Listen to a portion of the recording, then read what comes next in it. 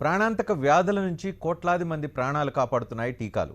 మసూచి నుంచి పోలియో దాకా ఈ వ్యాధులకు వ్యాక్సిన్లే శరీరంలో రోగనిరోధక శక్తిని పెంచి వైరస్ల నుంచి కాపాడుతున్నాయి.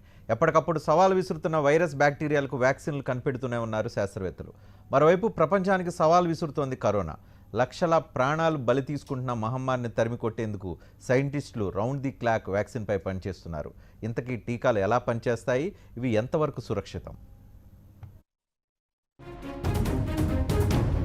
1798లో ఎడ్వర్డ్ జెన్నర్ అనే సైంటిస్ట్ వ్యాక్సిన్ పేరును తొలిసారిగా ప్రపంచానికి పరిచయం చేశారు. అప్పటి నుంచి ఇప్పటి వరకు వందల టీకాలు అందుబాటులోకొచ్చాయి. ప్రాణాలు తీసే జబ్బుల నుంచి కోట్లాది మందిని కాపాడాయి. సాధారణంగా టీకాలు రెండు రకాలు. నోటి ద్వారా ఇచ్చేది, మరొకటి ఇంజెక్షన్ రూపంలో వేసేది. వ్యాక్సిన్లు 4 రూపాల్లో ఉన్నాయి. వీటిలో ఒకటి కణాల రూపంలో పంపుతారు, మరొకటి రోగనిరోధక శక్తిని పెంచుతుంది. వ్యాధికారక కణాలను చంపేసేది మరొకటి. ఇలా వ్యాక్సిన్లు 1 నుంచి 2 డోసుల రూపంలో ఇస్తూ ఉంటారు. సాధారణంగా బలహీనపడ్డ లేదా మృతవ్యాధికారక బ్యాక్టీరియాను వ్యక్తి శరీరంలోకి ప్రవేశపెడతారు. దీంతో తెల్ల రక్త కణాలు ప్రేరేపితమై వ్యాధిపై పోరాడేందుకు యాంటీబాడీలను ఉత్పత్తి చేస్తాయి. ఇవి వ్యాధికారక కణాలను నిర్వీర్యం చేస్తాయి. Plasma cells, memory B cells అని 2 రకాలుగా ఉత్పత్తవుతాయి. ప్లాస్మా సెల్స్ యాంటీబాడీస్ ని ఉత్పత్తి చేస్తాయి. ఇవి ప్రత్యేకంగా ఏ వ్యాధికైతే ఇస్తారో ఆ వైరస్ పై పోరాడుతుంది. అయితే కొంతకాలానికి యాంటీబాడీస్ కనుమరుగవుతాయి. కానీ బి సెల్స్ మాత్రం సుదీర్ఘకాలం పాటు శరీరంలో ఉంటాయి. మెమరీ సెల్స్ యాక్టివ్ గా ఉండి వ్యాధికారక వైరస్ అటాక్ చేస్తే ప్లాస్మా సెల్స్ ను అలర్ట్ చేసి అవి మల్టిప్లై అయ్యేలా చేస్తుంది. కొద్ది గంటల వ్యవధిలో ప్లాస్మా సెల్స్ యాంటీబాడీస్ ని డెవలప్ చేసి వ్యాధి నుంచి కాపాడతాయి. టీకా మందులు అందుబాటులోకి వచ్చినప్పటి నుంచే వీటిపై వ్యతిరేకత వ్యక్తమవుతూనే ఉంది. బ్రిటన్లో టీకా వ్యతిరేక ఉద్యమాలు కూడా జరిగాయి. ఇప్పటికీ పలు దేశాల్లో మతపరమైన ఆచారాల పేరుతో వ్యాక్సిన్లకు దూరంగా ఉండే సమాచారాలున్నాయి. సేఫ్టీ విషయంలో కూడా అనుమానాలు వ్యక్తం చేసిన సందర్భాలున్నాయి. టీకాల వల్ల కొన్ని వ్యాధులు వస్తున్నాయని వాదించారు.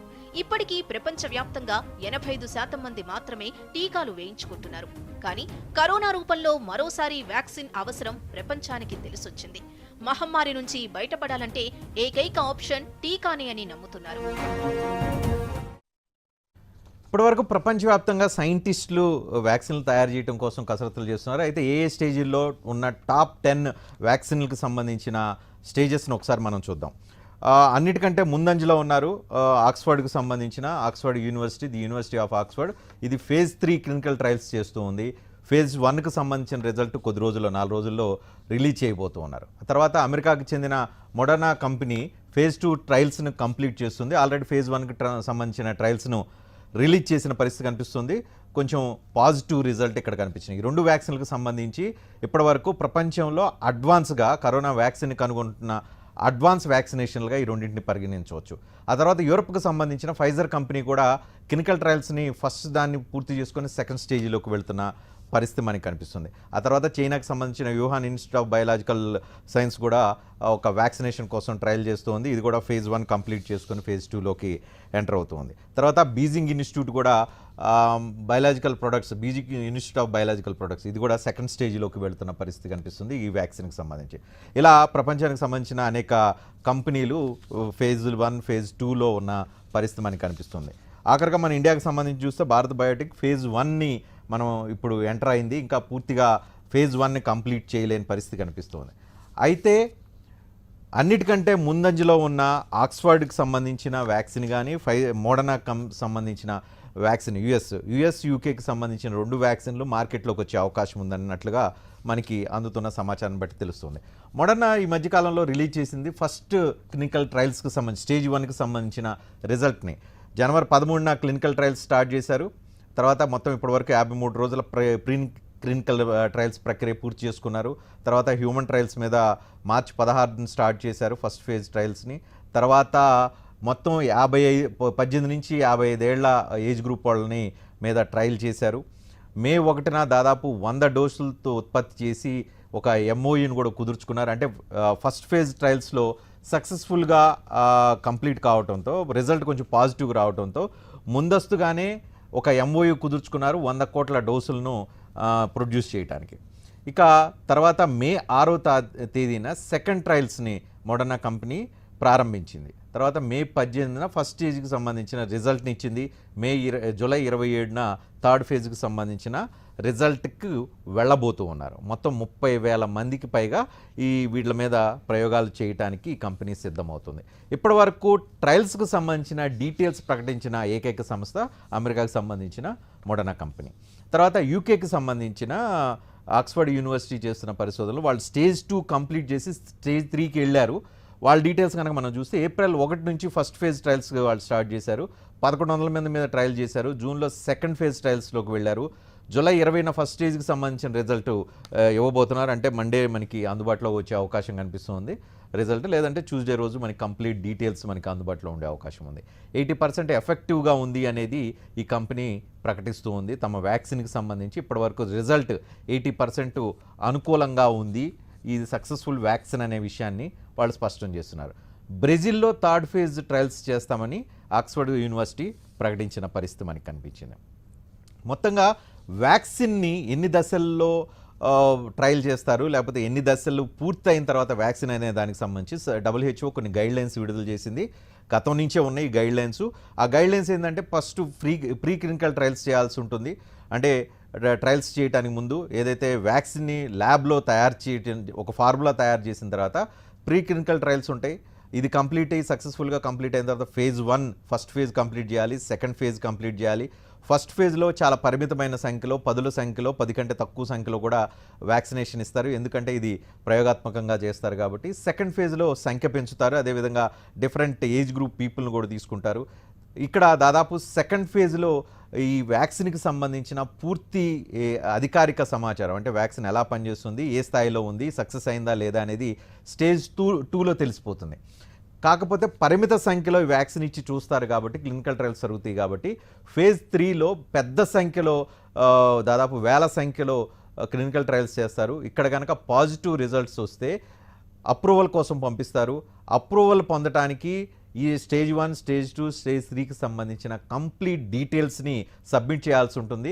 ఏవైతే ప్రాపర్ ఏజెన్సీస్ ఏవైతే ఉన్నాయో ఆ ఏజెన్సీస్ అన్నీ త్రూ చేసిన తర్వాత అప్రూవల్ లభించే అవకాశం ఉంది. అప్రూవల్ వచ్చిన తర్వాత మాత్రమే కమర్షియల్ యూసేజ్, అంటే ఆ వ్యాక్సిన్ అమ్ముకోవడానికి కానీ, ఆ వ్యాక్సిన్ జనంకు వేయటానికి కానీ, వీటన్నిటికి సంబంధించిన అధికారిక ధృవీకరణ జరిగే అవకాశం కనిపిస్తుంది. ఇప్పటి వరకు మనకు అందుతున్న సమాచారాన్ని బట్టి చూస్తుంటే, అంటే క్లినికల్ ట్రయల్స్ చేసే సందర్భంలో ఖచ్చితంగా ఏవైతే కంపెనీ క్లినికల్ ట్రయల్స్ చేస్తుందో ఆ సందర్భంలో ఎప్పటికప్పుడు రిజల్ట్ని పర్టికులర్ మెడికల్ జర్నల్స్లో ప్రచురించాలి. ట్రయల్స్ దశలో రియాక్షన్స్ని ఎప్పటికప్పుడు రిపోర్ట్స్ అన్నిటినీ తయారు చేసి ఆ రిపోర్ట్స్ అన్నిటినీ వాలంటీర్లు ఏవైతే వాళ్ళ హెల్త్ ఏదైతే ఉందో వాటిని రివ్యూ చేయాలి. ఏ రకాల వ్యక్తులను ఎంచుకుంటున్నారనే విషయాన్ని కూడా స్పష్టం చేయాల్సిన అవసరం ఉంటుంది. వాళ్ళ ఏజ్ గ్రూప్ని స్పష్టం చేయాల్సి ఉంటుంది. దాదాపు ఫస్ట్ ఫేజ్ నుంచి ఓన్లీ ఫస్ట్ ఫేజ్కి దాదాపు 1-2 నెలలు టైం పడితే సెకండ్ ఫేజ్కి 5 నెలల టైం పడుతుంది యూజువల్గా అయితే. కరోనాకి కొంచెం స్పీడ్లో వెళ్తున్నారు కాబట్టి. ఇక థర్డ్ ఫేజ్కి దాదాపు 6 నెలల టైం తీసుకుంటారు. ఆ తర్వాత వ్యాక్సిన్ ఉత్పత్తికి దాదాపు 18 నెలల సమయం టైం పడుతుంది. దాదాపు ఎనీ వ్యాక్సిన్ తయారీ దశ నుంచి ఉత్పత్తి దశకి దాదాపు మినిమం 18 నెలలు పడుతుంది. అక్కడి నుంచి దాదాపు 3-4 సంవత్సరాలు పట్టిన వ్యాక్సిన్లు కూడా మనకి కనిపిస్తూ ఉన్నాయి. ఇక మొత్తంగా చూసుకుంటే మోడర్నా కంపెనీ ఎవరెవరి మీద ఏమేమి ట్రయల్స్ చేసింది, వాళ్ళ డీటెయిల్స్ ఏంటనేది మనం చూద్దాం. ఎందుకంటే వాళ్ళకి సంబంధించిన అఫీషియల్గా డేటా వాళ్ళు రిలీజ్ చేశారు కాబట్టి. మొత్తం mRNA పేరుతో ఒక నేమ్తో ఇది డెవలప్ చేస్తున్నారు. యుఎస్ mRNA 1273 పేరుతో డెవలప్ చేస్తున్నారు ఈ వ్యాక్సిన్ని. దాదాపు ఇప్పటి వరకు 2 డోసులు ఇవ్వాలి అనేది ఈ కంపెనీ ప్రపోజ్ చేస్తుంది. అంటే మొత్తంగా వ్యాక్సినేషన్ 2 డోసులు ఉండాలని చెప్పి, ఆ తర్వాత యాంటీబాడీస్ తయారైనట్లుగా ఇప్పటివరకు ఎవరైతే వాడారో వాళ్ళందరి మీద యాంటీబాడీస్ తయారైనట్లు కూడా ఈ కంపెనీ క్లెయిమ్ చేసుకుంటున్న పరిస్థితి మనకి కనిపిస్తుంది. ఇక వ్యాక్సిన్లు, వీటికి సంబంధించి వ్యాక్సిన్లు ఎంతమంది అయితే కావాలని, ఎస్పెషల్లీ కోవిడ్ టైంలో అందరూ వ్యాక్సిన్లు కావాలని డిమాండ్ చేస్తున్నారు. కానీ ఈ ప్రపంచంలో వ్యాక్సిన్లు వద్దని డిమాండ్ చేస్తున్న వాళ్ళ సంఖ్య కూడా ఉంది. ఎందుకు అని అంటే చాలామందికి చాలా రకాల భయాందోళనలు ఉన్నాయి. ప్రస్తుతం మనం కోవిడ్ గురించి మాట్లాడుకుంటున్నాం కాబట్టి కోవిడ్లో ఉన్న భయాందోళనలు ఏంటి అనేది కనుక మనం పరిశీలిస్తే, ఈ వ్యాక్సిన్ అన్ని రకాల, అంటే కోవిడ్కి సంబంధించిన అన్ని రకాలకి సొల్యూషన్ ఇస్తుందా లేదా అనేది ఇప్పుడు అందరి ముందు మెదులుతున్న ప్రశ్న. ఎందుకు అని అంటే కేవలం 5-6 నెలల్లో వ్యాక్సిన్ ఉత్పత్తి అయ్యే అవకాశం ఈ మొడర్నా కానీ లేకపోతే ఆక్స్ఫర్డ్ కానీ క్లెయిమ్ చేసుకున్నట్లుగా సెప్టెంబర్ నుంచి నవంబర్ మధ్య కాలంలో కనుక వ్యాక్సిన్ అందుబాటులో ఉంటే హార్డ్లీ 6-7 మంత్స్లో వ్యాక్సిన్ తయారు చేసినట్లు అవుతుంది. దాదాపు 18 నెలల టైం పట్టే వ్యాక్సిన్ని కేవలం 15 నెలల్లోనే 15 నుంచి 18 నెలలు పట్టే వ్యాక్సిన్ని కేవలం 5-6 నెలల్లో ఉత్పత్తి చేయడం వల్ల ఈ వ్యాక్సిన్లో ఎటువంటి సేఫ్టీ ఉంది అనే ఒక అనుమానం కొంతమంది వ్యక్తమవుతుంది. అలాంటి అనుమానాలు కొన్ని మన దృష్టిలో ఉన్న అనుమానాలను వ్యక్తమవుతున్న అనుమానాలను మీ దృష్టికి తీసుకొస్తాను. సేఫ్టీ ఎంతవరకు ఉంది? ఈ వ్యాక్సిన్ కొత్తగా ఉత్పత్తి అవుతున్న వ్యాక్సిన్లో సేఫ్టీ ఎంత? WHO నిబంధనలు పూర్తి స్థాయిలో ఫాలో అవుతున్నారా లేదా అనేది అతిపెద్ద ప్రశ్న. ఆ తర్వాత ఇప్పటివరకు చాలా వ్యాధులకు వ్యాక్సిన్నే కనుగొనలేదు. చాలా వ్యాధులకు వ్యాక్సిన్ కనుగొనలేదు. ఎగ్జాంపుల్ డెంగ్యూకి వ్యాక్సిన్ కనుగొనలేదు, హెచ్ఐవికి వ్యాక్సిన్ ఇప్పటివరకు కనుగొనలేకపోయాం. అలాంటిది కోవిడ్కి ఇంత క్విక్గా వ్యాక్సిన్ని ఎట్లా కనుగొనగలిగారు? ఇది కరెక్ట్గా జెన్యూనేనా కాదా అనేది మరొక డౌట్. తర్వాత వ్యాక్సిన్ విషయంలో కంపెనీలు అన్ని అంతర్జాతీయ ప్రమాణాలు పాటిస్తున్నాయా అనేది ఓ బిగ్ క్వశ్చన్. ఆక్స్ఫర్డ్ అతిపెద్ద యూనివర్సిటీ, అతిపెద్ద రీసెర్చ్ ఇన్స్టిట్యూట్, అదేవిధంగా మొడర్నా కూడా ప్రపంచంలోన the best pharma research unit. కానీ అంతర్జాతీయ ప్రమాణాలు ఫాలో అవుతున్నారా లేదా? ఇదో బిగ్ క్వశ్చన్. తర్వాత కరోనా నియంత్రణకు అత్యవసరం. కరోనా నియంత్రణ ప్రస్తుతం అత్యవసరం. కానీ మార్గదర్శకాలను సడలించి మరీ వేగంగా వ్యాక్సిన్ తీసుకొచ్చే ప్రయత్నంలో ఏమైనా సమస్యలు వస్తే దానికి ఎవరు బాధ్యత వహించాలి? సమస్యలు వస్తాయా లేదా? ఇదొక బిగ్ క్వశ్చన్గా కనిపిస్తుంది. ఆక్స్ఫర్డ్, మోడర్నా సంస్థలు వ్యాక్సిన్ తయారీలో పోటీ పడుతున్నాయి. ప్రస్తుతం అవి ఉన్న ఫేజీల ఆధారంగా అంటే వాళ్ళు క్రాస్ అయిన ఫేజీల ఆధారంగా వ్యాక్సిన్ ఎప్పుడు వచ్చే అవకాశం ఉంది? వాళ్ళు క్లెయిమ్ చేసుకుంటున్నారు అక్టోబర్ వస్తుందని, కొంతమంది నవంబర్ వస్తుందని. ఎప్పుడు వచ్చే అవకాశం ఉంది? ఆ వచ్చే వ్యాక్సిన్ అన్ని దేశాల అవసరాలు తీర్చగలుగుతుందా? దేశంలో ప్రపంచవ్యాప్తంగా దాదాపు 700-800 కోట్ల మంది జనాభా ఉన్నారు. భారతదేశంలో 130 కోట్ల మంది ఉన్నారు.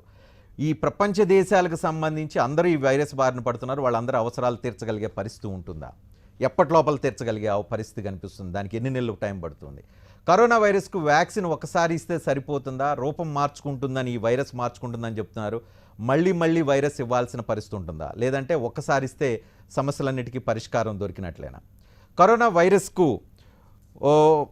పరిమిత ప్రాంతాల్లో, అంటే కొన్ని ప్రాంతాల్లో మాత్రమే క్లినికల్ ట్రయల్స్ చేస్తూ ఉన్నారు.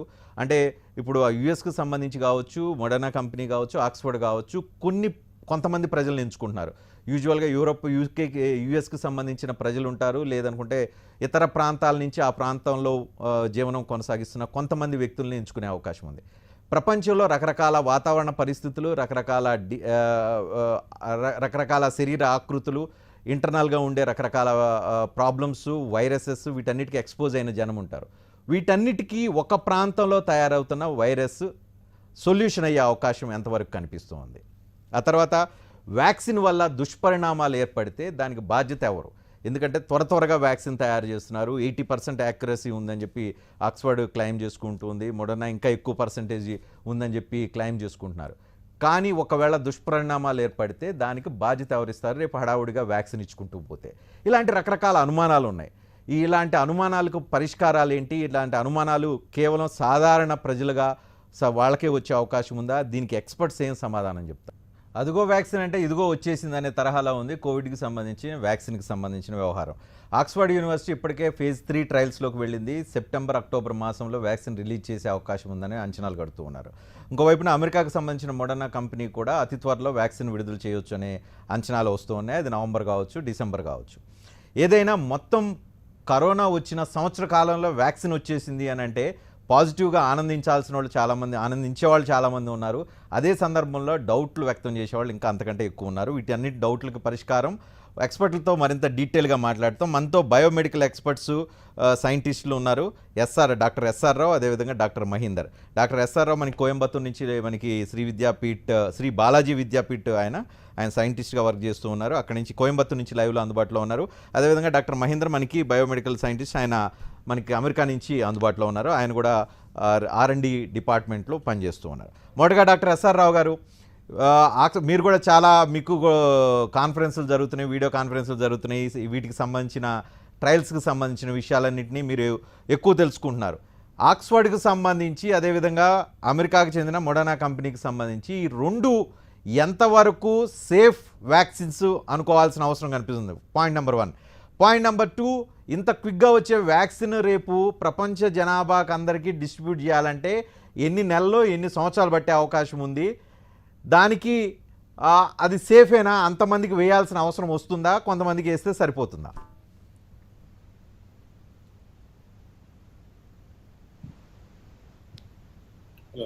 రావు గారు చెప్తున్నాను. రావు గారు, ఎంతవరకు ఈ వ్యాక్సిన్ గురించి ఏం చెప్పగలుగుతారు? ఎంతవరకు సేఫ్గా వ్యాక్సిన్లు బయటకు వచ్చే అవకాశం ఉందని అంటారు?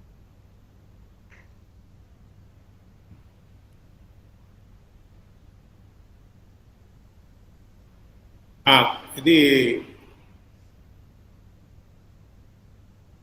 ఒక ఫస్ట్ ఆఫ్ ఆల్ 2 క్వశ్చన్లు అడిగారు సేఫ్టీ గురించి. సేఫ్టీ గురించి మామూలుగా రెగ్యులేటరీ సిస్టంలో అన్ని సేఫ్టీ అసెస్మెంట్ కావాల్సిన ఫేజ్ 1లో ఏం డేటా కావాలి, 2లో ఏం కావాలి, 3లో ఏం కావాలి, ప్రీ క్లినికల్ టాక్సిటీ ఎలా చేయాలి, ఇవన్నీ ఆల్రెడీ నోన్ అండి ఎలా చేయాలనేది. ఇక్కడ వచ్చిన విషయం ఏంటంటే ఫాస్ట్ ట్రాక్ చేస్తున్నామండి మనం. ఈ ఫాస్ట్ ట్రాక్ చేస్తున్నప్పుడు చాలా మందికి అనుమానం ఏంటంటే 2 క్వశ్చన్లు అడిగారు సేఫ్టీ గురించి మామూలుగా రెగ్యులేటరీ సిస్టంలో అన్ని సేఫ్టీ అసెస్మెంట్ కావాల్సిన ఫేజ్ 1లో ఏం డేటా కావాలి, 2 ఏం కావాలి, 3లో ఏం కావాలి, ప్రీ క్లినికల్ టాక్సిటీ ఎలా చేయాలి, ఇవన్నీ ఆల్రెడీ నోన్ అండి. ఎలా ఇక్కడ వచ్చిన విషయం ఏంటంటే ఫాస్ట్ ట్రాక్ చేస్తున్నప్పుడు చాలా మందికి అనుమానం ఏంటంటే ఎక్కడైనా మిస్ అయిపోతామా, ఏదైనా చాలా ఫాస్ట్ ట్రాక్ చేసి సేఫ్టీని కాంప్రమైజ్ చేస్తామా అనే విషయం ఒకటి. 2 విషయాలు ఎందుకు మనకి H1N1 వచ్చినప్పుడు చాలా ఎక్స్పీరియన్సెస్ ఉన్నాయండి. త్వరగా ఎలా వ్యాక్సిన్ ని డీల్ చేయాలని WHO వాళ్ళు అప్పుడు కంప్లీట్లీ డిఫరెంట్గా బిహేవ్ చేస్తున్నారు. సేఫ్టీ అండ్ ఎఫికసీ అనే విషయాలు అన్ని రెగ్యులేటర్స్ చాలా క్షుణ్ణంగా చూస్తారు. రావు గారు, మీ సిగ్నల్ కొంచెం కరెక్ట్ చేసుకొని మళ్ళీ మీ దగ్గరికి వస్తాను. డాక్టర్ మహేందర్ గారు, మీరు చెప్పండి, ఎంతవరకు సేఫ్టీ గురించి మీరు ఎంతవరకు చెప్పగలుగుతారు? గుడ్ ఈవినింగ్ రజనీకాంత్ గారు, good to see you again. So మీరు ముందు చాలా చక్కగా ఎక్స్ప్లెయిన్ చేశారు ఈ vaccine or drug development process. 18 నెలలు అన్నారు. యాక్చువల్గా అది 18 నెలలు కాదండి. ప్రీ క్లినికల్ అండ్ క్లినికల్ దశ జరగాలంటే 12 నుంచి 15 సంవత్సరాలు పడుతుంది. సో ఈ ఫేజ్ 1, ఫేజ్ 2 క్లినికల్ ట్రయల్స్ లో సేఫ్టీని, ఎఫికసీని చూస్తారు. So I cannot hear you. వినిపిస్తుంది, క్యారియర్. సో అయితే ఈ ఫేజ్ 1లో ముఖ్యంగా చూసేది సేఫ్టీ అన్నమాట. సో ఈ సేఫ్టీ ఎందుకంటే ఆ ఫేజ్ 1లో ఒక 100 మంది మాక్సిమం 100 మంది హెల్తీ పేషెంట్స్ తీసుకొని సేఫ్టీ ట్రయల్స్ చేసి ఆ తర్వాత ఫేజ్ 2కి వెళ్తారు. ఎక్కడైనా ప్రాబ్లమ్స్ ఉంటే వెళ్ళి go back to the pre clinical stage and then fix and come back to the phase 1 and go back to phase 2. ఇలా దశలనే జరుగుతుంటాయి. కాకపోతే ఇప్పుడు చాలా వేగంగా జరుగుతున్నాయి. కరెక్టే. ఈ మోడర్నా ఒక 45 మంది పేషెంట్స్ డేటా రిలీజ్ చేసిందండి. So phase 2 and also more over ఇంకో ఇంపార్టెంట్ థింగ్ ఏంటంటే ఇవన్నీ సైమల్టేనియస్ గా చేస్తున్నారు because of the fast track. Phase 1, phase 2, phase 3 general గా అయితే ఫేజ్ 1 అయిపోయిన తర్వాత ఫేజ్ 2కి వెళ్ళాలి. కానీ ఇప్పుడు ఉన్న అర్జెన్సీ కోసం అన్ని సైమల్టేనియస్ గా చేస్తున్నారు. సో ఈ సేఫ్టీ ఎలా ఉంది అని అంటే మోడర్నా పబ్లిష్ చేసిన డేటా ప్రకారం అయితే 45 మంది పేషెంట్స్ ఎటువంటి మేజర్ సైడ్ ఎఫెక్ట్, తలనొప్పి ఉంది, జ్వరం వస్తుంది, 103 degrees వస్తుందని చెప్పని అంటూ ఉన్నారు. ఇవన్నీ ఓకేనా? అంటే మేజర్ సైడ్ ఎఫెక్ట్ అంటే ఇంకా హెవీగా ఉండాలండి. మచ్ మోర్ లైక్ నాషియా కానీ ఇంకా అటువంటి ఏమైనా వస్తే అది ఇంకా మేజర్. కాకపోతే ఏంటంటే ఇప్పుడు అవుట్ రేషియో తీసుకోవాలి మనం. 45 మంది పేషెంట్లు ఒకళ్ళు ఇద్దరు వాళ్ళ బిహేవ్ ఇలాంటి మీ హెడేక్స్, జ్వరము ఇట్లాంటివి చూపించారనుకోండి. So then we don't have to think that much. But 45లో 30-40 మందికి వచ్చింది అనుకోండి ఇలాంటి symptoms, then that is not good vaccine.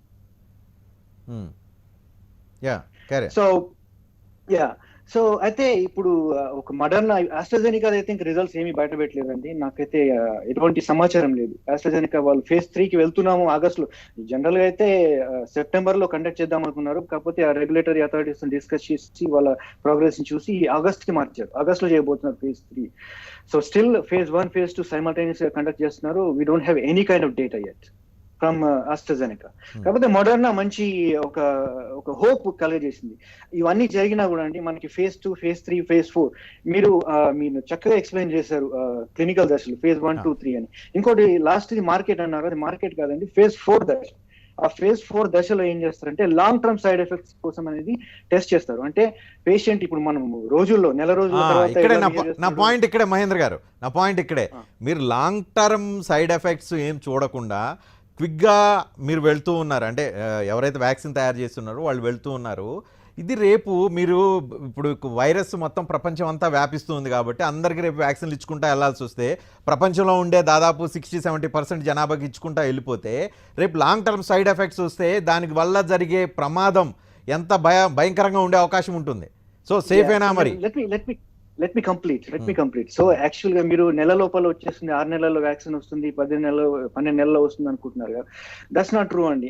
Complete ఈ సేఫ్టీ, ఎఫికసీ, పోటెన్సీ ఇవన్నీ చూసి లాంగ్ టర్మ్ సైడ్ ఎఫెక్ట్స్ చూసిన తర్వాతనే FDA అమెరికాలో, డ్రగ్ కంట్రోలర్ జనరల్ ఆఫ్ ఇండియాలో కంప్లీట్ అప్రూవల్ ఇస్తుంది. ఆ phase 4 దశని ఏమంటారు అంటే ఇన్వెస్టిగేటివ్ మెడిసిన్ గా రిలీజ్ చేస్తారు మార్కెట్ లోకి. అంటే విత్ పర్మిషన్ కొంతమంది హెల్తీ క్యాండిడేట్స్ కి ఇవ్వచ్చు. ఇలాగే రీసెంట్ గా ఎబోలా వ్యాక్సిన్ ఒకటి ఆఫ్రికన్ కంట్రీస్ లో రిలీజ్ చేశారు. దాదాపు 50,000 మందికి ఇన్వెస్టిగేటివ్ మెడిసిన్ గా ఇచ్చారు. అది అడినో వైరల్ వెక్టర్ మీద తయారు చేసినటువంటి వ్యాక్సిన్. సో ఆ రకంగా వచ్చే అవకాశం ఉంది. కానీ మనకి ఇవన్నీ కంప్లీట్ గా ఐ డోంట్ థింక్ FDA కానీ drug controller general of India కానీ ఇమీడియట్ గా అప్రూవ్ చేస్తాయని నేను అనుకోవట్లేదు. ఈ కంపెనీలు చెప్పినా కూడా మాకు ఆగస్ట్ లో వస్తుంది, సెప్టెంబర్ లో వస్తుంది అని అవన్నీ ప్రిడిక్షన్స్, స్పెక్యులేషన్స్ ఇవన్నీ నా దృష్టిలో. మరి ఎట్లా కుదురుతుంది? ఆల్రెడీ ఆక్స్ఫర్డ్ వాళ్ళు పూణేకి సంబంధించిన సెరమ్ కంపెనీతో టైఅప్ పెట్టుకున్నారు, ఆల్రెడీ వాళ్ళు ప్రొడక్షన్ మొదలు పెట్టబోతున్నారు అని చెప్పి వింటూ ఉన్నాం. తర్వాత మోడర్నా కంపెనీకి సంబంధించి చూస్తే ఆల్రెడీ ఒక కంపెనీతో 100 కోట్ల డోసులకు సంబంధించి MOU చేసుకున్నారని అంటూ ఉన్నారు. మరి ఈ అన్ని డోసులన్నీ ఉత్పత్తి చేసింది రేపు డిస్ట్రిబ్యూట్ చేయడానికి కాదా? So let me tell you, I will explain that too. So వీళ్ళు ఏం చేస్తున్నారంటే ప్రాసెస్ ని స్పీడప్ చేయడానికి ముందుగానే ఈ massive production 500 million to billion doses per year వాళ్ళు ఈ సైడ్ బై సైడ్ గా ప్రిపేర్ అవుతున్నారండి.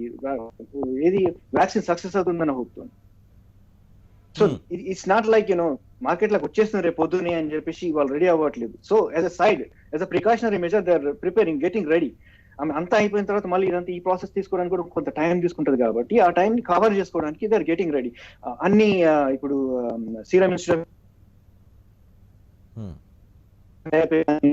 మోడర్న్ యాక్చువల్లీ లాంజా అనే థెరప్యూటిక్స్ కంపెనీతో టైప్ పెట్టుకుంది. వాళ్ళు 500 million to billion doses per year produce చేయడానికి.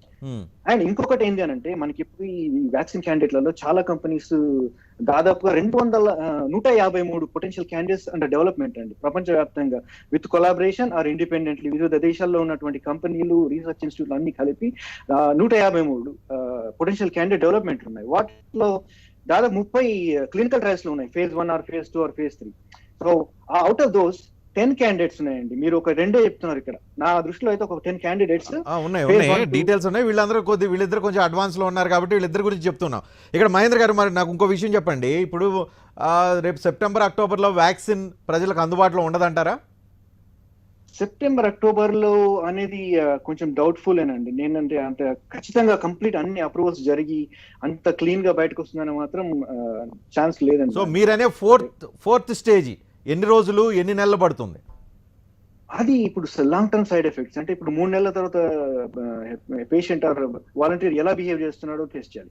6 నెలల తర్వాత, 1 year తర్వాత, అది లాంగ్ చాలా సంవత్సరం. phase 1 లో జరిగిన క్లినికల్ ట్రయల్ ని వాళ్ళు 3 months డేటాని చూసుకోవడానికి అవకాశం ఉండదా? మేలో phase 1 జరిగింది అనుకోండి, జూన్, జూలై, ఆగస్టులో వాళ్ళ డేటా వచ్చేస్తుంది కదా? phase 1 డేటా వస్తుంది, కానీ వాళ్ళకంటారా అంటే మళ్ళీ వాళ్ళు ఇచ్చిన, అఫ్ కోర్స్ దట్స్ ట్రూ అది అలా జరగవచ్చు. కాకపోతే ఏంటంటే వాళ్ళు సెలెక్టెడ్ వాలంటీర్స్ కదండి, నంబర్ ఆఫ్ పేషెంట్స్ ఇంక్రీజ్ చేయాలి, నంబర్ ఆఫ్ వాలంటీర్స్ ఇంక్రీజ్ చేయాలి కదా, చాలా మందిలో టెస్ట్ చేయాలి. ఒక 40 మందిలో చేస్తే సరిపోదు కదండి. సో మీ అంచనా ప్రకారం సపోజ్ రేపు ఆక్స్ఫర్డ్ వాళ్ళు phase 3 కూడా సక్సెస్ అయ్యి సెప్టెంబర్లో సక్సెస్ అయిన రిజల్ట్ కనుక బయట పెడితే, సెప్టెంబర్ ఆర్ అక్టోబర్లో బయట పెడితే, అది ఫైనల్ అప్రూవల్ అయిపోయి బయటకు రావడానికి టెంటేటివ్గా ఎంత టైం పడుతుంది? I mean I'm trying to be optimist. నేను పెసిమిస్టిక్ గా మాట్లాడలేదు. వచ్చి నెక్స్ట్ ఇయర్ లో ఎక్స్పెక్ట్ చేయొచ్చండి. కాకపోతే ఇన్వెస్టిగేటివ్ మెడిసిన్ కానీ ఎమర్జెన్సీ యూస్ కింద కానీ ఈ ఇయర్ ఎండ్ డిసెంబర్ లో మేబీ అప్రూవ్ చేయొచ్చేమో. ఇప్పుడు ఉదాహరణకి మన కొన్ని డ్రగ్స్ ని ఇండియాలో కానీ యుఎస్ లో కానీ అప్రూవ్ చేశారు కదా, రెమ్డెసివిర్ అండ్ ఫ్లావిపిరవిర్. అలాగే ఎమర్జెన్సీ వ్యాక్సిన్ కింద వెరీ హెల్తీ యంగ్ అడల్ట్స్ కి ఇవ్వడానికి అవకాశం ఉండొచ్చు. అది it all depends on the regulator authorities, వాళ్ళ యొక్క డిస్కషన్స్ అండ్ డేటా వచ్చే ఫేజ్ 3 ట్రయల్స్ లో వచ్చే డేటాను బట్టి డిసైడ్ చేస్తారండి. రైట్, మీరు ఫాలో అవుతున్నారు కాబట్టి దానిలో క్లినికల్ ట్రయల్స్ కానీ లేకపోతే ఆ ఫార్ములా ఎలా ఉంటుంది, దీనికి సంబంధించి కోవిడ్ని ఎదుర్కోవడం కోసం తయారు చేసే వ్యాక్సిన్లో ఏమేమి ఫార్ములా యూజ్ చేశారని, మీకు దీని ద్వారా వచ్చే సైడ్ ఎఫెక్ట్స్ ఏముండే అవకాశం ఉంది మ్యాక్సిమం? ఒకవేళ చాలామంది ఆగలేక వ్యాక్సిన్ వేసేసుకున్న వాళ్ళని చెప్పి రేపు అక్టోబర్ నుంచే స్టార్ట్ చేసేస్తే, లేదు పర్లేదు చావటం కంటే ఏదో ఒక సైడ్ ఎఫెక్ట్స్తో బతకడం ముఖ్యం అనుకునే ఆలోచించే వాళ్ళు కూడా చాలామంది ఉంటారు కాబట్టి త్రో చేద్దామని చెప్పి అనుకుంటే ఏం మ్యాక్సిమం సైడ్ ఎఫెక్ట్స్ వచ్చే అవకాశం కనిపిస్తుంది? దాన్ని గెస్ చేయడం కొంచెం కష్టమే అండి. జనరల్ సైడ్ ఎఫెక్ట్స్ గురించి చెప్తాను నేను. ఉదాహరణకు వచ్చేసి ఏంటంటే పెయిన్ రావచ్చు, హెడేక్, సివియర్ హెడేక్ రావచ్చు, మీరు చెప్పినట్టుగా ఫీవర్ కావచ్చు, ఫ్యాటిగ్ ఉంటుంది, ఫ్యాటిగ్ ఇది నాషియా టైప్ ఆఫ్ ఫ్యాటిగ్ ఉండొచ్చు, and more over muscle pains రావచ్చు. ఇదంతా ఏంటంటే మనం ఈ వ్యాక్సిన్ ద్వారా మన ఇమ్యూన్ సిస్టమ్ ని యాక్టివేట్ చేస్తున్నాం వైరస్ తో ఫైట్ చేయడానికి. దాంతో వచ్చే సైడ్ ఎఫెక్ట్స్ అన్ని కూడా ఇన్ఫ్లమేషన్ కూడా రావచ్చు బాడీలో. ఇప్పుడు ఉదాహరణకి లంగ్స్ కి ఇన్ఫ్లమేషన్ వస్తుంది కదండి ఇప్పుడు మన ఈ కరోనా వైరస్ వల్ల.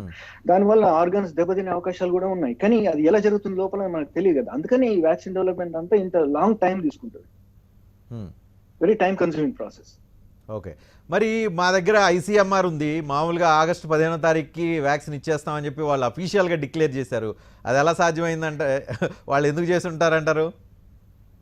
అది అక్కడ ఏదో కమ్యూనికేషన్ ఇష్యూ ఉంటుందండి. నాకు తెలిసి వాళ్ళు ఫేజ్ 1 ట్రయల్స్ ని వేగవంతం చేయడానికి సర్కులర్ ఏదో రిలీజ్ చేసి ఉంటారు. కానీ నా దృష్టిలో ఎవరు ఇట్లా ఒక నెల రోజుల్లోనే కంప్లీట్ వ్యాక్సిన్ ని రిలీజ్ చేయడం అనేది అది ఇంపాసిబుల్ అండి ఎవరితో కూడా. I think there is a communication issue. వాళ్ళ మధ్యలో సర్కులర్ రిలీజ్ చేయడంలో ఏదైనా కమ్యూనికేషన్ గ్యాప్ వచ్చి ఉంటుంది అంతే. రైట్, రావు కూడా జాయిన్ అయ్యారు, ఆయన బయోమెడికల్ సైంటిస్ట్. రావు గారు, ఇప్పుడు మీ వీడియో క్లియర్గా ఉంది. ఇప్పుడు చెప్పండి, ఇందాక నుంచి నాకున్న డౌట్లకి, వ్యాక్సిన్ రావాలంటే మీరే అన్నారు 18 నెలలు పడుతుంది, సంవత్సరం పడుతుంది, 2 సంవత్సరాలు 5 సంవత్సరాలు పట్టినా ఆశ్చర్యం లేదని. ఇప్పుడేమో సడన్గా వ్యాక్సిన్ వస్తుంది, అందరికీ సంతోషం, లోపల ఇంకెక్కడో భయం కనిపిస్తుంది.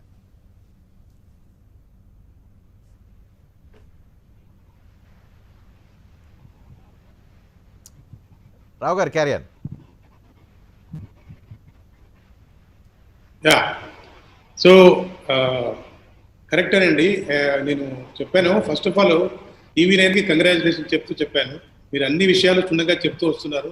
రెండో విషయం ఏంటంటే ఇప్పుడు ఒక మంచి విషయం కూడా చెప్తాం. ఏమంటే ఇప్పుడు మన ఇండియన్ వ్యాక్సిన్ భారత్ బయోటెక్ వాళ్ళది 3 హ్యూమన్ కేసెస్లో రోహతక్లో పాజిటివ్ రిజల్ట్స్ వచ్చాయి, ఏమీ అడ్వర్స్ ఎఫెక్ట్ లేవని ఒక మంచి న్యూస్ వచ్చింది. మళ్ళీ చెప్పండి, అంటే 3 అంటే ముగ్గురు మీద లేకపోతే 3 క్యాండిడేట్స్ మీద ఫ్రీ హ్యూమన్ ట్రయల్ చేశారు. ఓకే, ఫస్ట్ డోస్ వాళ్ళకి ఏమీ అడ్వర్స్ ఎఫెక్ట్ రాలేదని ఒక 3 అవర్స్ ముందు న్యూస్ అండి. ఎన్ని రోజుల క్రితం డోస్ వేశారు? సమ్వేర్ అరౌండ్ జూలై మిడ్ లో వేశారండి. ఓకే, అంటే ఈ ఒక ఇంక్యుబేషన్ పీరియడ్ తర్వాత అడ్వర్స్ ఎఫెక్ట్ లేదని ఒక మంచి న్యూస్ వచ్చింది. Sir, breaking news. Thanks for breaking news. అది అన్న తర్వాత అదొక చాలా మంచి విషయము. మన రీజియన్ నుంచి ఒక వ్యాక్సిన్ డెవలప్ చేసి మనకు బాగా రిజల్ట్ వస్తున్నది ఒక విషయం. తర్వాత రెండో విషయం సేఫ్టీ.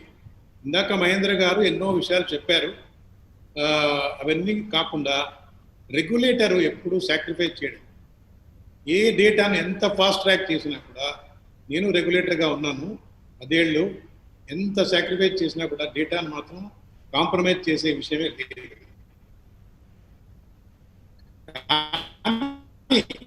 బెనిఫిట్ రిస్క్ అసెస్మెంట్ మీద పోతుంది. ఆ బెనిఫిట్ రిస్క్ అసెస్మెంట్ అనేది ఎంతవరకు రిస్క్ తీసుకోవచ్చు అని చెప్పేది ఒక పెద్ద విషయం. మరి ఇప్పుడు మహేంద్ర గారు చెప్పినట్టు సైడ్ ఎఫెక్ట్స్ కొన్ని పెద్ద చిన్నవన్నీ రిస్క్ ఉంటాయి.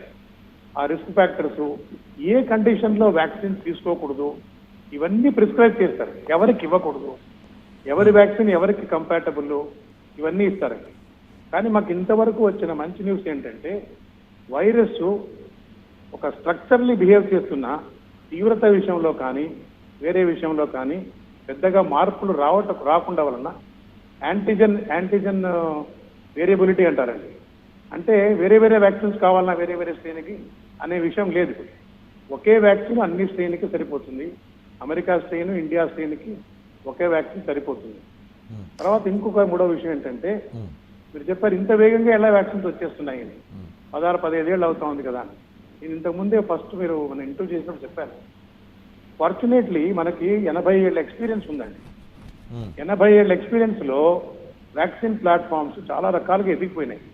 తర్వాత వరల్డ్ లో కూడాను what you call epidemic initiative అని వచ్చాను, సెపి అని, WHO బాడీస్, ఇవన్నీ చాలా ఒక ఇట్లాంటి పెండమిక్ లో ఎలాంటి రెగ్యులేషన్ తీసుకోవాలి, ఎలా మనము ప్రొడక్షన్ ని కోఆర్డినేట్ చేయాలి, ఎలా క్లినికల్ ట్రయల్స్ కోఆర్డినేట్ చేయాలి, గ్లోబల్ లెవెల్లో ఈ పనులు ఎప్పటి నుంచో మొదలైపోయినాయి. ఒక్క కోవిడ్ వ్యాక్సిన్కే కాదండి, ఫ్యూచర్ వ్యాక్సిన్స్ కూడా తయారీ జరుగుతూ ఉందన్నమాట. నెక్స్ట్ పెండమిక్ మనకి ఏం లెసన్స్ నేర్చుకోవాలని. సో ఇది ఒక విషయం. తర్వాత మీరు ఒక మాట చెప్పారు, స్ట్రెయిన్ ఏమన్నా వేరైపోతుందా అని చెప్పేసి. 4 విషయాలు ఉన్నాయి. నిన్ననే ఒక వెబినార్ లో మన సింగపూర్ నుంచి, USA నుంచి చాలా మంచి విషయాలు నేర్చుకోవచ్చు. విరులెన్స్ అంటే తీవ్రత తగ్గడానికి ఆస్కారం ఉందండి. స్ట్రెయిన్ తీవ్రత తగ్గొచ్చు. ఎందుకంటే మనుషులు ఒకటికి 5 మందిలో 5 మెంబర్స్లో ఒకటికి రిస్క్ ఉందని WHO చెప్తారు. మన సీఎం కూడా చెప్తున్నారు అనమాట, అప్రమత్తంగా ఉండాలి, ఎవరికైనా రావచ్చు అని చెప్పేసి ఇందాక చెప్తున్నారు. అది కరెక్టేనండి. ఎందుకంటే 1 in 5 ఈజ్ అట్ రిస్క్. కాబట్టి జాగ్రత్తగా ఉండాలి. వ్యాక్సిన్ ఎప్పుడు వస్తుంది అనేది 2021 వరకు రాదండి. ఇప్పుడు చెప్తున్నాను, 2021 వరకు రాదు. 2021 ఎప్పుడు? జనవరి నుంచి డిసెంబర్ 2021 6 నెలల్లో వచ్చేస్తుంది. సెప్టెంబర్, ఆగస్ట్ వరకు ఆస్కారం ఉంది. తర్వాత మీరు ప్రొడక్షన్ గురించి చెప్పారు. ఈ ప్యారలల్ గా ప్రొడక్షన్ కూడా టైఅప్ చేయడానికి మనకు ఒక మంచి అడ్వాంటేజ్ ఏమంటే, సీరం ఇన్స్టిట్యూట్ వాళ్ళు కానీ, భారత్ బయోటెక్ వాళ్ళు కానీ ఫుల్ ఒక 100 మిలియన్ డోస్ తయారు చేయాలన్నా కూడా మన దగ్గర క్షమత ఉంటుంది. తర్వాత టెక్నాలజీ కూడా ఏమంటే single use vaccine production units కూడా ఉన్నాయి. అలా తీసుకొచ్చి పెట్టేసి కూడా ప్రొడక్షన్ చేయాలి. కాబట్టి అంతా కలిసి ఒక సెప్టెంబర్, అక్టోబర్ ఆ ప్రాంతంలో వ్యాక్సిన్ వస్తే ఎంతో భాగ్యం అండి. This is 2021. 21 మీరు కూడా డేట్ చెప్పలేదు, నేను చెప్తున్నాను. 2021. మేము అంతా 2020 సెప్టెంబర్ గురించి ఆలోచిస్తున్నాం. 20 సెప్టెంబర్ ఇంతకుముందు ఎవరు అనౌన్స్ చేసినా కూడా అది ఇంపాసిబుల్. ఎందుకంటే డేటా లేనిదే రిలీజ్ చేయడం అంటే ఎవరికి అంత ధైర్యం ఉండడం అవసరం లేదు. ఇది ఇంపాసిబుల్. సో రేపు టీవీలోనే చెప్పాను నేను, ఇంపాసిబుల్ అని ఎప్పుడో చెప్పాను.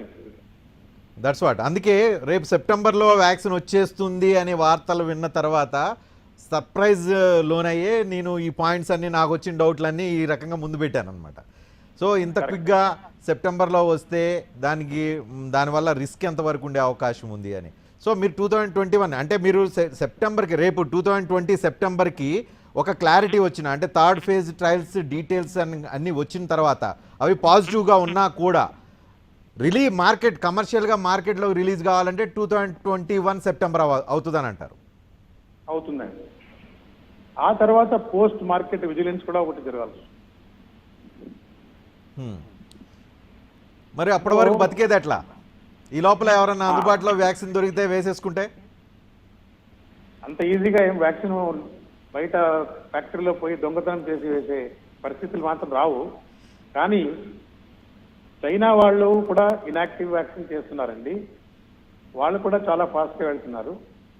మరి ఎవరిది మొదట వస్తుంది అనేది, ఎందుకంటే మీరు చెప్పారు ఎందుకు ICMR వాళ్ళు మళ్ళీ తొందరపడి అనౌన్స్ చేశారు.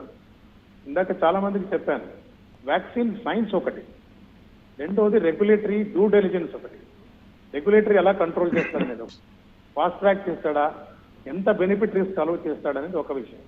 మూడోది political, international competitiveness, credibility of the countries కూడా ఒక స్టేక్లో ఉన్నాయి. మనం ఇంత సైన్స్ చేసి ఒక వ్యాక్సిన్ చేయలేమా?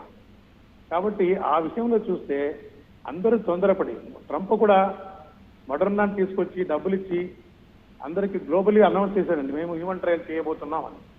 అలాగే ఐసీఎంఆర్ వాళ్ళు కూడా చెప్పారు మేము హ్యూమన్ ట్రయల్ చేయబోతున్నామని.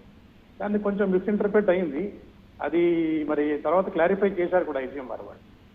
సో ఇప్పుడు కృష్ణవెల్ల గారు కూడా చెప్పారు, మీ టీవీలోనే చెప్పారు, అయ్యా డెలివరీ కావాలి ఒక బేబీ అంటే 9 నెలలు కావాలి, ఎవరు ఏం చెప్పినా కూడా నాకు తెలుసు, టైం పడుతుంది అని చెప్పారు.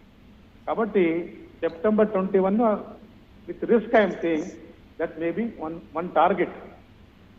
ఓకే, టైం ఫ్రేమ్ ఒకసారి క్లారిటీ ఇచ్చినందుకు ధన్యవాదాలు. ఓకే, జనాలందరూ రేపు ఏంటంటే అక్టోబర్లో వ్యాక్సిన్ వస్తుంది, అందుబాటులోకి వస్తుంది, ఏదో రకంగా తెప్పించుకొని వేసేసుకోవాలని చెప్పి చాలామంది అనుకుంటున్నారు, ఇంక్లూడింగ్ మీ అనుకుంటున్నారు. సో ఇంకా 1 year వరకు రాదని క్లారిటీ ఇచ్చినందుకు ముందు ప్రిపేర్ అవ్వడానికి జనాలకు అవకాశం ఉంటుంది. సో ఇక్కడ ఇంకొక మేజర్ డౌట్ వస్తూ ఉంది. మీరే చెప్తున్నారు, చాలామంది ల్యాబ్లో ఉండే సైంటిస్టులు చెప్తూ ఉన్నారు, కరోనా వైరస్ 200 రకాలుగా మార్పులు అంటే మ్యుటేషన్ అయ్యి 200 రకాలుగా మారిపోయింది అని. ఇప్పుడు మీరు అంటున్నారు వ్యాక్సిన్ ఇప్పుడు తయారవుతుంది అని అంటూ ఉన్నారు. వ్యాక్సిన్ ఇప్పుడు తయారైతే ఇప్పటికే 200 రకాలుగా ఇండియాలోనే మార్పులు చెందితే రేపు వ్యాక్సిన్ పూర్తిగా జనం వేసుకునే టైంకి ఇంకా మార్పులు చెందితే ఇది పనిచేస్తుందా దాని మీద? యాక్చువల్లీ ఇది కరోనా వైరస్ అనేది ఒక గ్రూప్ ఆఫ్ వైరసెస్ అండి. This is the 7th such virus coming to humans. 7వసారి మనము కరోనా వైరస్ కోవిడ్ రూపంలో చూస్తున్నాం.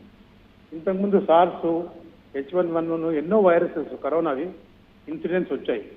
మరొక కరోనా వ్యాక్సిన్ కూడా రావచ్చు. కానీ ఇప్పుడున్న కోవిడ్ వ్యాక్సిన్లో 4 విషయాలు మనం జ్ఞాపకం పెట్టుకోవాలి. ఇప్పుడు మనకి ఇమ్యూనిటీ పెరిగి జనాల్లో ఆ విరులెన్స్ అంటే తీవ్రత తగ్గే ఛాన్సెస్ ఉన్నాయి, తీవ్రత ఎక్కే ఛాన్సెస్ లేవు. రెండోది ట్రాన్స్మిసబిలిటీ, అంటే ఒకరి నుంచి ఇంకొకరికి పోయే రేట్ ఉంది కదా, అది చాలా వరకు తగ్గకపోవచ్చు.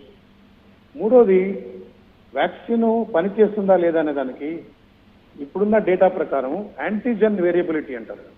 యాంటీజెన్ వేరియబిలిటీకి పెద్ద ఆస్కారం లేదు. అంటే మీరు చెప్పినట్టు ప్రతి 200 స్ట్రెయిన్కి 200 వ్యాక్సిన్ వచ్చే ఆస్కారం లేదు. ప్రస్తుతానికి భాగ్యం దేవుడు దయ వల్ల ఒకే వ్యాక్సినే చాలండి, చేస్తున్న వ్యాక్సిన్లు పనిచేస్తాయి. 4వ విషయం ఏంటంటే సీజనాలిటీ వస్తూ ప్రాబబ్లీ ఒక వింటర్ సీజన్లోనే ఎప్పుడో సెటిల్ అయ్యే ఛాన్స్ ఉందండి. ప్రపంచంలో అందరూ ఏమంటున్నారంటే ఎప్పుడు వైరస్ మాత్రం పోదు, ఉంటుంది, కానీ అవుట్ బ్రేక్స్ జరుగుతుంటాయి అక్కడక్కడ. Mostly settle downs as endemic.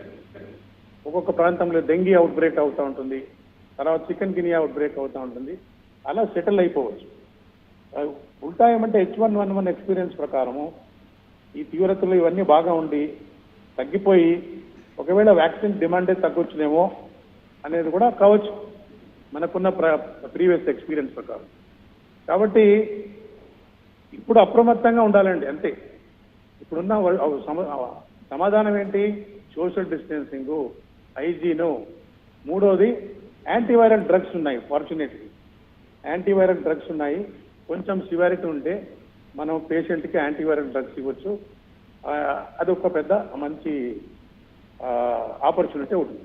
ఈ సందర్భంగా ఎస్ఆర్ రావు గారు మీకు ఒక విషయం చెప్పాలి. యాంటీవైరల్ డ్రగ్స్ వచ్చినాయి, రెమ్డెసివిర్ లాంటివి బాగానే పనిచేస్తున్నాయి, చాలామందికి ఓల్డ్ ఏజ్ పీపుల్ కూడా ఆ డ్రగ్ నుంచి రిలీఫ్ పొందారు అనేది సమాచారం ఉంది. కానీ చాలామంది భయానికి చనిపోతున్నారు. చాలామంది డాక్టర్లు చెప్తుంది ఏంటంటే నాకు కరోనా వచ్చిందనే భయానికి చనిపోతున్న వాళ్ళ సంఖ్య ఈ మధ్యకాలంలో ఎక్కువ చూస్తున్నాము అని అంటున్నారు. వాళ్ళకి ఏం ఇతరత్ర వ్యాధులు లేకపోయినా చనిపోతున్నారంటే కేవలం ఆ భయంతో అని. మీరు యాజ్ ఎ సైంటిస్ట్ మీరు ఏ రకంగా చెప్పగలుగుతారు? భయం అనేది ఎంతవరకు పెట్టుకోవాలి, భయం అనేది ఎంతవరకు చావుకు దగ్గర చేస్తుంది? ఇందులో 2 విషయాలండి. యాక్చువల్లీ WHO వెబ్సైట్ చూస్తే ఈవెన్ రేపొద్దున స్కూల్స్ ఓపెన్ అయితే ఏం కేర్ తీసుకోవాలి, ఎల్డర్లీకి ఎలా చేసుకోవాలి, భయాందోళన కాకుండా ఏమేమి సైకలాజికల్ కౌన్సిలింగ్ ఇవ్వాలి. ఈ యూనివర్సిటీ గ్రాంట్ కమిషన్ ప్రతి యూనివర్సిటీలో, పర్టికులర్లీ మెడికల్ యూనివర్సిటీస్లో ఒక మైండ్ క్లినిక్ అని ఓపెన్ చేయడానికి చెప్పారు. టెలి కౌన్సిలింగ్ సెంటర్స్ పెట్టారు. అలాంటి భయం అవసరం లేదండి. ఎందుకంటే బయటకు పోతే వైరస్ వచ్చేస్తుందా, ఇంట్లో ఉంటే వైరస్ వచ్చేస్తుందా. మనం ఏంటంటే మన జాగ్రత్తలో ఉండాలండి. తర్వాత కొంచెం స్ట్రెస్ రిలీవ్ చేయడానికి ఈ మధ్యలో చాలా ఆన్లైన్ కోర్సెస్ ఉన్నాయి. యోగా గురించి చెప్తున్నారు, జనాలు ఇంట్లో ఎలా ఉండాలని చెప్తున్నారు. ఏ ప్రోగ్రామ్కి మళ్ళీ తక్కువ లేదండి. నేను ఇప్పుడే ఒక కోర్స్ చూసి వస్తున్నాను. యోగా గురించి చెప్పారు, సైకలాజికల్ స్ట్రెస్ రిలీఫ్ గురించి చెప్పారు. ఇవన్నీ ఇంపార్టెంట్. కానీ ఎవరికైతే కోమార్బిడిటీస్ ఉన్నాయో, హైపర్ టెన్షను, డయాబెటీస్ ఉన్నారో వాళ్ళు ఇంట్లోనే ఉండడం మంచిది. సో అగైన్ వ్యాక్సిన్ గురించి కొన్ని డీటెయిల్స్ చెప్పండి. ఈ వ్యాక్సిన్లు జనరల్గానే ఓవరాల్గా వ్యాక్సిన్లకు వ్యతిరేకంగా ఉండేవాళ్ళు చాలామంది ఉన్నారు. వ్యాక్సిన్స్ అనేది కేవలం కొన్ని ఫార్మా కంపెనీలు క్రియేట్ చేస్తున్నా ఇదే దీనివల్ల ప్రయోజనాలు ఉండవు అని చెప్పి ఇప్పటివరకు వార్తలు కొంతమంది ఎవరైతే యాంటీ వ్యాక్సిన్స్ని సపోర్ట్ చేసేవాళ్ళు ఉన్నారో వాళ్ళందరూ చెప్తూ ఉంటారు. మీరు ఎంతవరకు ఈ కోవిడ్ వ్యాక్సిన్ యూజ్ఫుల్ వ్యాక్సిన్ అని చెప్పగలిగే పరిస్థితి కనిపిస్తూ ఉంది? ఓకే, భవిష్యత్తులో సంవత్సరం తర్వాత వచ్చినా కూడా డెఫినెట్లీ వ్యాక్సిన్ యూస్ఫుల్గా ఉంటుందండి. వ్యాక్సిన్ తీసుకోను అనేవాళ్ళు చాలామంది ఉన్నారు. ఇంతకుముందు యూరోప్లో కూడా ఇప్పుడు పోలియో వ్యాక్సిన్ కూడా తీసుకోని వాళ్ళు ఉన్నారు. కానీ vaccine is the best preventive medicine for any of these infection diseases so far. Vaccine ఒక మంత్రం అండి, తీసుకోమంటే అది వాళ్ళ చాయిస్. కానీ first line of control, affordable, easily available, applicable. ఎందుకంటే మన వ్యాక్సిన్కి ఎంత ఎక్స్పీరియన్స్ ఉందంటే యూనిసెఫ్ వాళ్ళు, గ్యాబీ వాళ్ళు డిస్ట్రిబ్యూషన్ చాలా మంచిగా, even bill gate Melinda foundation వాళ్ళు వీళ్ళందరూ కలిసి మంచి డిస్ట్రిబ్యూషన్ ఛానల్ పెట్టారు. ఏవో అపాయాలు ఉన్నాయి, కానీ vaccine is a preventive medicine and it is very important. Okay, doctor Mahendra గారు మీరు చెప్పండి, ఎంతవరకు యాంటీబాడీస్ను వ్యాక్సిన్ తయారు చేయగలిగే పరిస్థితి ఉంది కోవిడ్ విషయంలో మనం చూసుకుంటే? అదేవిధంగా ఎంతవరకు కరోనాకు సంబంధించిన, కోవిడ్కి సంబంధించిన ఇవేవైతే ఉన్నాయో వాటిని చంపగలిగే సామర్థ్యం ఈ వ్యాక్సిన్కి ఉండే అవకాశం కనిపిస్తుంది? ఇది మళ్ళీ ఫ్యూచర్లో ఒక వ్యక్తి మళ్ళీ కరోనా నుంచి ఎఫెక్ట్ అయితే దాన్ని కూడా కిల్ చేయగలిగే సామర్థ్యం వ్యాక్సిన్కి ఉండే అవకాశం ఉంటుందా? ఎస్, తప్పకుండా రజనీకాంత్ గారు మంచి ప్రశ్న అడిగారు. సో ఈ వ్యాక్సిన్ మీరు ఫస్ట్ ఆఫ్ ఆల్ మీరు ఒకటి అర్థం చేసుకోవాలి ఏంటంటే వ్యాక్సిన్ ఎలా పనిచేస్తుంది. వ్యాక్సిన్ ఏం చేస్తుందంటే మన ఇమ్యూన్ సిస్టమ్ ని స్ట్రెంత్ చేస్తుంది. బాడీలో ఒక రెండు రకాల ఇమ్యూన్ సిస్టమ్స్, ఒకటి innate immune system and adaptive immune system. Innate immune system వచ్చేసి బై బర్త్ ఉంటుంది ప్రతి మనిషిలో. అడాప్టివ్ ఇమ్యూన్ సిస్టమ్ అనేది మనం పెరిగిన కొద్దీ అది డెవలప్ అవుతుంది. ఈ వ్యాక్సిన్ ఏం చేస్తుందంటే ఆ అడాప్టివ్ ఇమ్యూన్ సిస్టమ్ ని యాక్టివేట్ చేస్తుంది. ఈ అడాప్టివ్ ఇమ్యూన్ సిస్టమ్ లో కూడా రకరకాల సెల్స్ ఉంటాయి. ఆ సెల్స్ లో ముఖ్యంగా వచ్చేటివి టీ సెల్స్, బి సెల్స్. అయితే ఈ బి సెల్స్ ఏం చేస్తాయంటే ఈ రకరకాలైనటువంటి యాంటీబాడీస్ ని రిలీజ్ చేస్తాయి. ఈ దాంట్లో ఈ వచ్చే మన న్యూట్రలైజింగ్ యాంటీబాడీస్ కూడా ఉంటాయి అన్నమాట.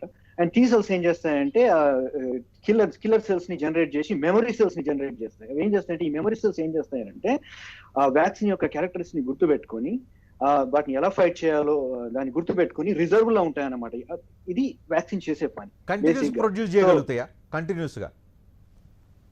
కంటిన్యూస్ గా అంటే ఒకసారి ప్రొడ్యూస్ చేసి రిజర్వ్ ఆర్మీని రెడీ చేసి పెడుతుందండి వ్యాక్సిన్. ఒకసారి మనం ఇచ్చినామంటే, ఇప్పుడు vaccine is nothing but virus. మనం ఇచ్చే వ్యాక్సిన్ కూడా అది లీక్ చేయబడిన వైరస్ కావచ్చు, ఇన్యాక్టివేట్ చేసిన వైరస్ కావచ్చు, వైరస్ లాంటి పదార్థం కావచ్చు. ఇప్పుడు ఈ మోడర్నా వచ్చేసింది స్పైక్ ప్రోటీన్ యొక్క ఎంఆర్ఎన్ఏని లిపిడ్ నానో పార్టికల్స్ లో ఫార్ములేట్ చేసి ఒక వ్యాక్సిన్ రూపాన్ని తయారు చేశారు. సో అది యాంటీజెన్, బేసిక్ గా మనకు కావాల్సింది యాంటీజెన్, ఇమ్యూన్ సిస్టమ్ ని యాక్టివేట్ చేయడానికి. సో ముఖ్యంగా ఈ ఎక్కువగా మెజారిటీ ఆఫ్ ది కంపెనీస్ అన్ని కూడా స్పైక్ ప్రోటీన్ యాంటీజెన్ గా యూజ్ చేసుకొని ఈ వ్యాక్సిన్ ని డెవలప్ చేస్తున్నాయి. ఒకసారి మనం వ్యాక్సిన్ ఇచ్చి ఒకసారి ఇమ్యూన్ సిస్టమ్ స్ట్రాంగ్ అయిపోయి యాంటీబాడీస్ ని రిలీజ్ న్యూట్రలైజింగ్ యాంటీబాడీస్ ని రిలీజ్ చేసి అండ్ మెమరీ సెల్స్ ని జనరేట్ చేసి పెట్టినాయంటే అవి నెలలు, సంవత్సరాల తరబడి రిజర్వ్ లో ఉంటాయి. మళ్ళీ వ్యాక్సిన్ ఎంటర్ కాగానే అటాక్ చేసి దాన్ని క్లియర్ అవుట్ చేసేస్తాయి. అప్పుడు ఎందుకంటే వ్యాక్సిన్ ఫస్ట్ ఎంటర్ అయినప్పుడు చాలా తక్కువ పరిణామంలో ఉంటుందండి. ఆ ఇంక్యుబేషన్ పీరియడ్ లోనే గ్రో అయిపోతుంటుంది, రెప్లికేట్ అయ్యి మోర్ అండ్ మోర్ బికమ్ అన్నమాట. ఓకే, ఇప్పుడు ఎంత పర్సెంటేజ్ ఆఫ్ కోవిడ్ వైరస్ని చంపగలిగే కెపాసిటీ ఇప్పుడు తయారు చేస్తున్న వ్యాక్సిన్కి ఉందని చెప్పి అనుకుంటున్నారు? కంప్లీట్గా 100% కట్ చేయగలిగే పరిస్థితి ఉంటుందా? సో వ్యాక్సిన్ అనేది ఇందాక మన ఎస్ఆర్ రావు గారు చెప్పినట్లు ఇట్స్ ప్రివెంటివ్ మెజర్ అండి. వైరస్ ని లోపలి బాడీలోకి ఎంటర్ కాగానే ఇమీడియట్ గా క్లియర్ అవుట్ చేసేస్తే వైరస్ డెవలప్ కాదు, ఇంకా ఇన్ఫెక్ట్ చేయదు బాడీ. సో 100% క్లియర్ చేసేస్తుంది అనమాట. నా పాయింట్ ఏంటంటే చాలా మంది డాక్టర్స్ చెప్తుంది విన్నాను, ఎందుకు నేను ఇది పదే అడుగుతున్నా. డాక్టర్స్ చెప్పేది ఏంటంటే ఒకసారి కరోనా వైరస్ అటాక్ అయిన తర్వాత వాళ్ళలో యాంటీబాడీస్ న్యాచురల్గా తయారవనియండి, లేకపోతే యాంటీవైరల్ డ్రగ్స్ ఇవ్వటం వల్ల తయారవునాయి, ఒకసారి ఇమ్యూనిటీ లెవెల్స్ వాళ్ళలో పెరిగిన తర్వాత మళ్ళీ ఆఫ్టర్ 2 months 3 months తర్వాత మళ్ళీ వైరస్ అటాక్ అయ్యే అవకాశం ఉంటుంది. అని చెప్పి చెప్తున్నారు. మీరు ఈరోజు వ్యాక్సిన్ ఇచ్చిన తర్వాత రేపు 3 నెలల తర్వాత 4 నెలల తర్వాత మళ్ళీ కోవిడ్ ఎఫెక్ట్ కాకుండా ఉండే పరిస్థితి ఉంటుందా అనేది? ఎస్, ఖచ్చితంగా ఉంటుందండి. It depends on the vaccine యొక్క స్ట్రెంగ్త్. అది ఎంత పోటెంట్ గా యాంటీబాడీస్ ని జనరేట్ చేస్తుంది, అది ఎంత పోటెంట్ గా మెమరీ సెల్స్ ని జనరేట్ చేస్తుంది అనే దాన్ని బట్టి డిసైడ్ అవుతుందండి. కాకపోతే ఇప్పటికి మనకి ఎటువంటి వ్యాక్సిన్ లేదు కాబట్టి ఆ వైరస్ రావడం పోవటం, ఆ వచ్చిన న్యూట్రలైజింగ్ యాంటీబాడీస్ మన ఓన్ సిస్టమ్, మన బాడీ ఇమ్యూన్ సిస్టమ్ జనరేట్ చేసిన న్యూట్రలైజింగ్ యాంటీబాడీస్ ఎక్కువ కాలం ఉంటున్నాయి లేవని కొన్ని స్టడీస్ వస్తున్నాయి. But again this is all new virus. It's been only 6 months old. Lots of new things are coming in. మనం నేర్చుకోవాల్సింది కూడా ఇంకా చాలా ఉంది.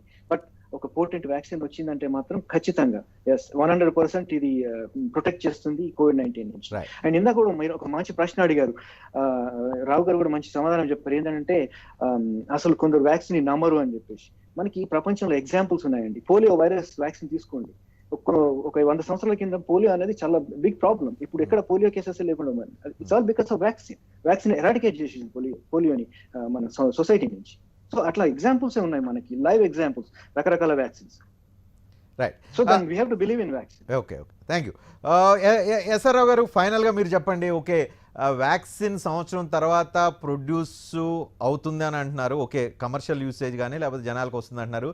ప్రపంచం అంతా వ్యాక్సిన్ వేయాలంటే ఎన్ని సంవత్సరాలు పడుతుంది?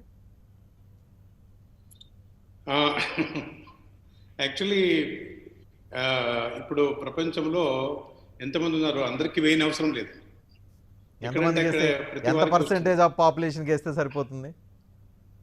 అది ఇప్పుడే ఏం చెప్పలేమండి. ఎందుకంటే ఆ వ్యాక్సిన్ ఎఫెక్ట్ ఎలా ఉంది, వ్యాక్సిన్ మెమరీ అంటే ఇప్పుడు కొన్ని వ్యాక్సిన్స్, మన BCG వ్యాక్సిన్ తీసుకోండి, అడల్ట్ ఒక 12, 13, 14 ఏళ్ల వరకు మీకు దాని ఎఫెక్ట్ యాక్టివ్గా ఉంటుంది. తర్వాత ట్యూబర్క్లోసిస్ రావచ్చా లేదా ఆఫ్టర్ 12 years అనేది చెప్పలేము. అలాగే ఇప్పుడు అన్ని కొత్త వ్యాక్సిన్, మహేంద్ర గారు చెప్పినట్టు మనకు ఓన్లీ 6-7 months ఎక్స్పీరియన్స్ ఉందండి. సో కాబట్టి ఎంతమందికి వేయచ్చు, అందరికీ అవసరమా అనేది ఇప్పుడు వచ్చే ట్రయల్స్, ఆ డేటా, డిసీజ్ డైనమిక్స్, చాలా రకమైన రీసెర్చ్ జరుగుతూ ఉంటుంది. వీటి వల్లనే ఇంకా ముందు నెల ఏదో ఒక పబ్లికేషన్ వస్తూనే ఉంది. కనీసం 4000 పబ్లికేషన్స్ ఉన్నాయండి. ఎప్పుడు హిస్టరీలో ఏ డిసీజ్కు ఇన్ని పబ్లికేషన్స్ 6 నెలల్లో రాలేదు. కాబట్టి నాలెడ్జ్ పెరిగే కొద్దీ మనకి ఈ విషయాలన్నీ తెలుస్తాయి. సో ఈ లోపల వైరస్ వీక్ అవుద్దని ఏమన్నా ఆశతో ఉండొచ్చా? అంటే ఇప్పుడు మంచి ఎపిడమాలజిస్టు కరోనా వైరస్లు, ఇంతకుముందు ఉన్న కరోనా వైరస్లు, వాటి మీద మనకు ఎక్స్పీరియన్స్ చూస్తే విరులెన్స్లో చేంజ్ రావచ్చు, అంటే తీవ్రత తగ్గిపోవచ్చు, వస్తూ తగ్గిపోవచ్చు అనే ఒక సూచనలు ఉన్నాయి. రెండోది, I would like to point out one more important point. Okay. If you have a minute. Continue, Rao garu. So the second point is transmissibility. అంటే మనిషికి ట్రాన్స్మిటబిలిటీ తగ్గకపోవచ్చు, కానీ యాంటీజెన్ అంటే వ్యాక్సిన్ ప్రొటెక్షన్ ఉండడానికి, లాంగ్ టర్మ్ ఉండడానికి సాధ్యం ఉంది. ఎందుకంటే యాంటీజెన్ వేరియబిలిటీ అంతగా మార్పు రావడానికి సాధ్యం లేదు అని ఒకటి విషయం ఉంది. ఫైనలీ, అందాక చెప్పాను నేను, maybe it will confine to particular season and it will become normally known along with the dengue, chikungunya, ఆ పరిస్థితి కూడా రావచ్చు ఒక 2-3 ఏళ్ళు. అలా వస్తుందని హోప్తో ఉందాం. రైట్, మహేంద్ర గారు, ఏంటి మీ పాయింట్? మీరు ఇందాక అన్నారు, క్వశ్చన్ అడిగారు ఇందాక, ఇది ప్రపంచంలో ఉన్న జనాభా అందరికీ వ్యాక్సిన్ చేయడానికి ఎంత కాలం పడుతుంది అని చెప్పేసి. సో దానికి మనం నా ఒపీనియన్ ఏంటి అని అంటే, చాలా కంపెనీలు ట్రై చేస్తున్నాయి కదా, మల్టిపుల్ వ్యాక్సిన్ క్యాండిడేట్స్ కూడా వచ్చే అవకాశాలు ఉన్నాయండి మనకి రాబోయే ఒక సెవరల్ మంత్స్ లో. So that could be another option to know. మనకి నంబర్ ఆఫ్ వ్యాక్సిన్ క్యాండిడేట్స్ ఉంటే ఏంటి, మన ప్రొడ్యూస్ చేసి డిఫరెంట్ కంపెనీస్ ప్రొడ్యూస్ చేసి వాటన్నిటిని కూడా డిస్ట్రిబ్యూట్ చేయడానికి అవకాశం ఉంటుంది. So that's another point I would like to mention. Right, thank you very much. Vaccine అయితే 1 సంవత్సరం వరకు ప్రజలకు అందుబాటు. రావు గారు ఏంటి అంటున్నారు? ఇండియాలో మాత్రము ప్రొడక్షన్ ప్రాబ్లం లేదండి. మనం ఇండియాలో ప్రొడ్యూస్ చేస్తే మనందరికీ ప్రొడక్షన్ కాదు, డిస్ట్రిబ్యూషన్ ప్రాబ్లం అవుతుందేమో. లేదండి, డిస్ట్రిబ్యూషన్ చైన్ మనకి వ్యాక్సిన్ ఇప్పుడు నేషనల్ ఇమ్యునైజేషన్ ప్రోగ్రాము బాగా స్టాండర్డైజ్ అయింది, అంతేం ప్రాబ్లం ఉండదు. రైట్, 1 సంవత్సరం పడుతుంది వ్యాక్సిన్ అనేది ఎక్స్పర్ట్స్ ఒపీనియన్. అంటే వ్యాక్సిన్ సక్సెస్ కావచ్చు, కానీ వ్యాక్సిన్ అందుబాటులోకి రావాలి, ప్రజలు వేసుకోవాలంటే ఇంకో సంవత్సర కాలం పడుతుంది. అయితే అప్పటి వరకు అయితే జాగ్రత్తగా ప్రతి వాళ్ళు ఉండాలి, ఆ జాగ్రత్తలు తీసుకోవాలని విజ్ఞప్తి చేస్తూ కార్యక్రమం వస్తున్నాం. చూస్తూనే ఉండండి TV9.